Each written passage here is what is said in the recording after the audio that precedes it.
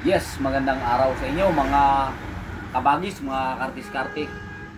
Tip ko lang sa inyo bilang isang nagpupursigi o hindi nag-aral ngunit nag-asenso. Tamang pamamaraan ito para sa inyo mga kakardis-karte. Kailangan lang na huwag tayong sumira sa usapan. Number 2, kung anong date ang pinag-usapan, gawin mo. Number 3,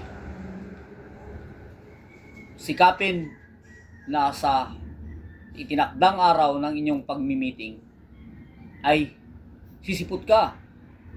Number 4, kahit hindi naghihingi ng interes ang iyong inutangan, bigyan mo.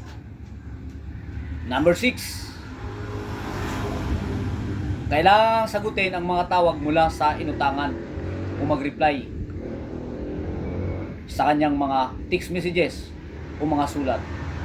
Number 7, huwag ipagkalat na siya ay may utang sa'yo. Number 8, sikapin na ang taong ito ay nasa inyo pang barangay.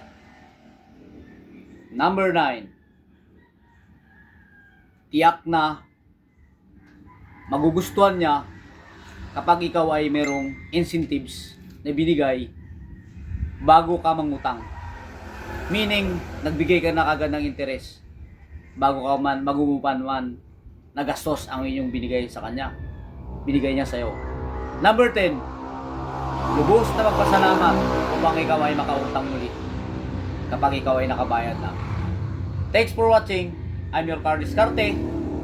Lagi lang mag-subscribe upang makapulot kayo ulit ng aking mga paalala, mga tips ko sa inyo.